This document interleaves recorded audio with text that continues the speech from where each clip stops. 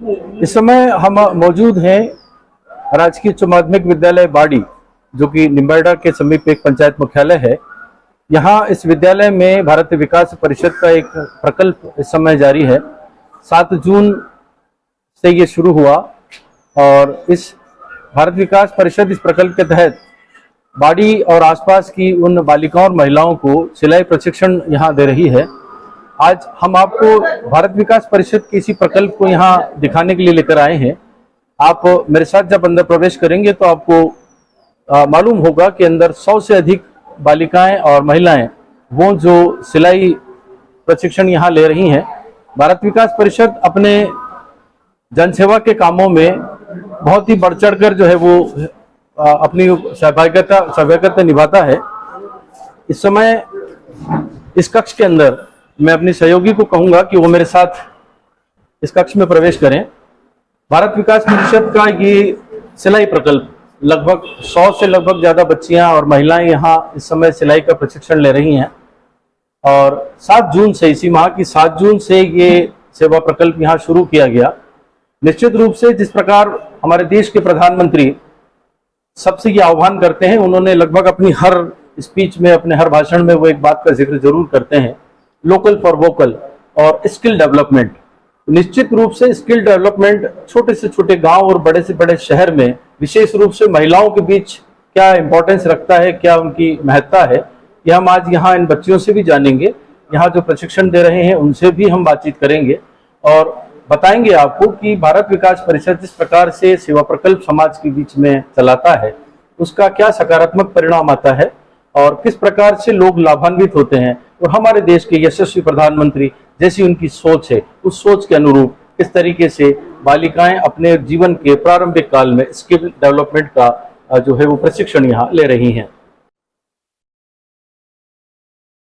आप देख सकते हैं इस समय यहाँ इस हॉल में 100 के लगभग बाड़ी गांव और उसके आसपास की महिलाएं और बच्चियां यहाँ इस समय मौजूद हैं, जो भारत विकास परिषद द्वारा ये जो सिलाई प्रशिक्षण शिविर यहाँ आयोजित किया गया है उसमें प्रशिक्षण प्राप्त कर रही हैं। यहाँ थ्योरिकल प्रैक्टिकल दोनों प्रकार के नॉलेज इन्हें इनके प्रशिक्षु द्वारा दिए जा रहे हैं। हम आपकी बातचीत भी करवाएंगे उन प्रशिक्षणार्थियों से जो यहाँ पिछली 7 जून से लगातार सिलाई का प्रशिक्षण ले रही हैं। सीमा देवी जी ओझा यहाँ इस शिविर में, इस कैंप में सिलाई का प्रशिक्षण बच्चियों को दे रही हैं। ये शिविर जब से शुरू हुआ, क्या शुरुआत से ही यहाँ आपके पास 100 के लगभग रजिस्ट्रेशन थे या धीरे धीरे बढ़े? जो शुरुआत में 85 मेरे पास रजिस्ट्रेशन थे। जैसे गांव में बच्चियों को पता चला कि यहाँ पे सिलाई का शिविर चल रहा है तो फिर और गर्ल्स मेरे पास बढ़ी हैं, महिलाएं भी हैं जिसमें और गर्ल्स भी हैं। यहाँ जिस तरीके से आप प्रशिक्षण दे रही हैं इसमें क्या प्रैक्टिकल और थ्योरिकल यानी कि दोनों प्रकार के नॉलेज जो है वो आप दे रही हैं? तो वो उसका आधार आपके पास क्या है, किस तरीके से आपने इसकी शुरुआत की, वो आप मुझे थोड़ा सा बताएंगे? Basic course, advance course, advance plus course. इसमें सर्वप्रथम जिस लड़की को कैंची हाथ में पकड़ना नहीं आता है, सुई धागा पकड़ना नहीं आता है, उसको भी संतुष्टि से मैं सिलाई का जो इनका क्लासेस है उनको संपन्न करती हूँ 1 मंथ में। और जिसमें बेसिक में सबसे पहले सुई में धागा किस तरह से पिरोया जाता है, कच्चा टाका पक्का टाका लगाना, तुरपाई करना, आई काज बटन वगैरह, ये बेसिक चीज है। पहले ये मैं सर्वप्रथम बच्चियों को 2 दिन का इसी चीज का टेस्ट देती हूँ और लेती हूँ। इसके अलावा मेरा कोर्स कंप्लीट होता है, जैसे कि कोर्स चालू होता है सिलेबस के अकॉर्डिंग, जिसमें सर्वप्रथम सादा कुर्ता से सिखाया जाता है। जैसे इस टाइप से सादा कुर्ता होता है। फिर सादा कुर्ता के बारे में इनको एक बार मैं ब्लैक बोर्ड पे जानकारी देती हूँ, इनको समझाती हूँ और उसके बाद जो जिस बारे में समझाती हूँ उनके वस्त्र इनको बना के लाने होते हैं, जिसकी मैं ट्रेनिंग देती हूँ। और इसके साथ साथ सभी के अपनी खुद की भाषा में सबके कॉपियों के अंदर थ्योरी लिखना होता है। ये अनिवार्य रूप से मेरा जहां भी मेरे संस्था से जुड़ी हूँ और जहां भी मेरा क्लास चलता है, ये रूल मेरा रहता है कि प्रैक्टिकल और थ्योरी दोनों ही साथ में चलता है। आपने शुरुआत की 7 जून से ये आपका शिविर शुरू हुआ है। लगभग आज 17 तारीख आज हो चुकी है, तो 10 दिन इसको हो चुके हैं।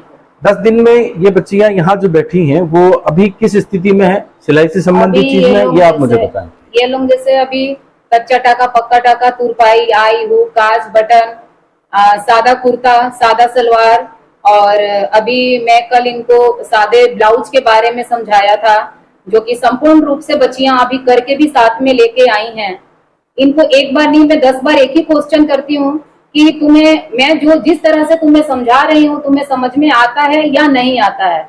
तो बच्चियां जिस तरह से मुझे फॉलो करती है मैं वैसे आगे बढ़ती हूँ इनके साथ।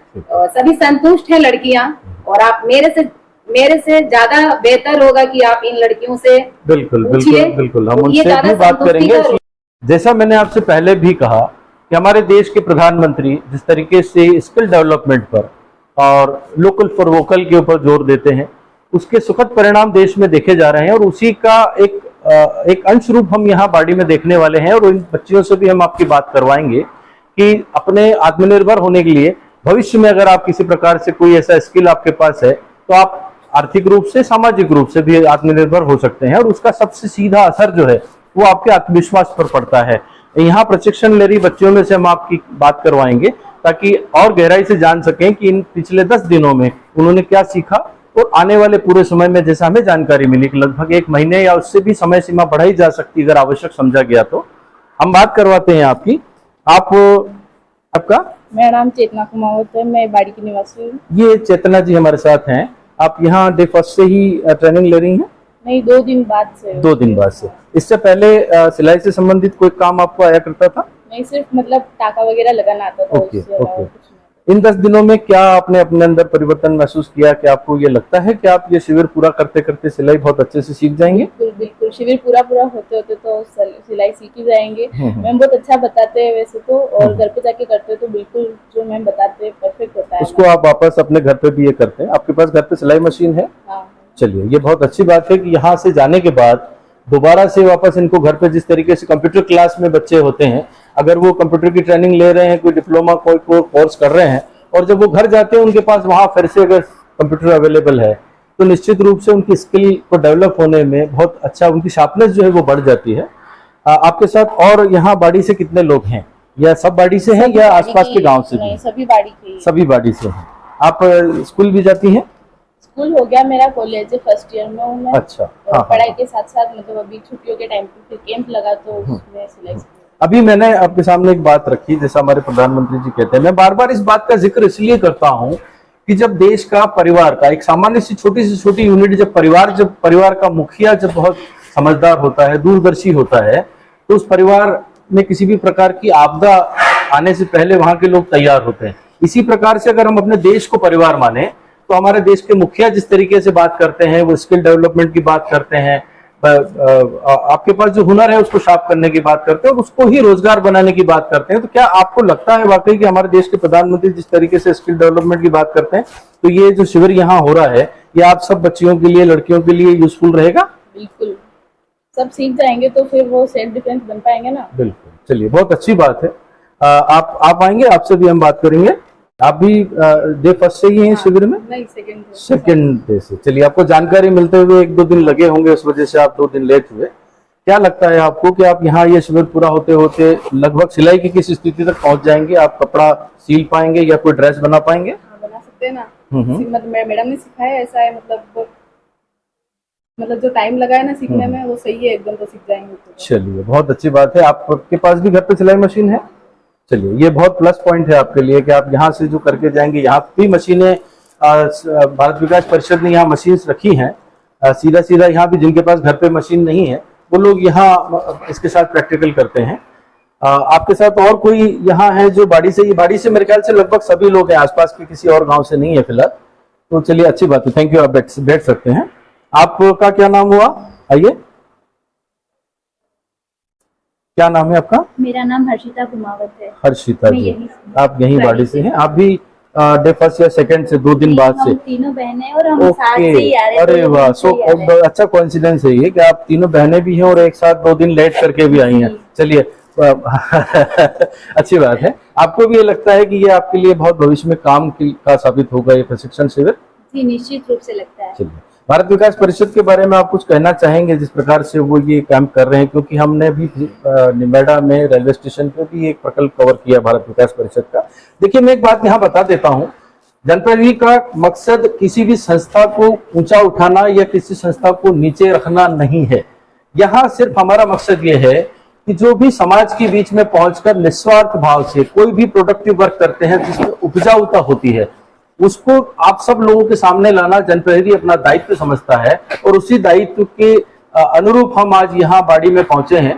तो आप ये बताएं मुझे कि ये कैंप पूरा होते होते आप लगभग, मुझे जैसा लगता है आपकी बातचीत से भी लगा, आपकी जो टीचर हैं यहाँ उनसे भी बात हुई है, तो आप, मुझे लगता है कि आप सिलाई में बिल्कुल परफेक्ट हो जाएंगे। जी बिल्कुल हो जाएंगे। और क्या करेंगे भविष्य में? क्या ये सिलाई आप यहाँ सीखने के बाद अपने घर के काम में इस्तेमाल करेंगे या इसको आप प्रोफेशन बनाने के बारे में भी सोच रहे हैं? देखिए, मैंने बीएड कर रखा है और मैं अभी तक तो टीचिंग एग्जाम के लिए ही प्रिपेयर करती हूँ, लेकिन मैं ये जरूर चाहूंगी कि मैं अपने और अपने घर वालों के काम इसके जरिए आराम से कर पाऊँ बस। और अगर मौका अवसर मिला तो किसी और के भी करेंगे। मतलब एक तरह से तो घर के हो गए, लेकिन अगर चाहा कि कमाई का कोई साधन नहीं बचेगा, भगवान ना करे ऐसा दिन आए, तो फिर ये मतलब एक प्लस पॉइंट रहेगा कि मुझे सिलाई आती है और अच्छे से आती है तो मैं कर पाऊँ। ठीक है, थैंक यू। देखिए, ये इनकी बात से बिल्कुल स्पष्ट है, जैसा मैंने भी आपको पहले कहा कि आपके पास अगर कोई हुनर है, आपके पास अगर कोई स्किल है, तो आप भविष्य को कभी भी अपने अंधकार में नहीं मान सकते, क्योंकि आपके पास एक ऐसा सोर्स है जो आपके पास अपना निजी है और आप उसको अपनी किसी भी प्रकार की आर्थिक विषम परिस्थितियों के समय में आप उसका उपयोग कर सकते हैं, अपने परिवार को ठीक से चला सकते हैं, स्वाभिमान के साथ जी सकते हैं और देश के लिए भी कहीं न कहीं आप अंश रूप में कंट्रीब्यूशन जरूर कर सकते हैं। हम आगे आपको भारत विकास परिषद के कुछ पदाधिकारी हमारे साथ यहाँ हैं, हम उनसे भी बातचीत करेंगे कि ये उनके दिमाग में, उनके मन में ये विचार आया कैसे, किस तरीके से उन्होंने इस कैंप के बारे में सोचा और उसको एग्जीक्यूट किया। आप बने रहिए हमारे साथ, हम आगे भी आपको इस बातचीत का अगला अंश दिखाएंगे।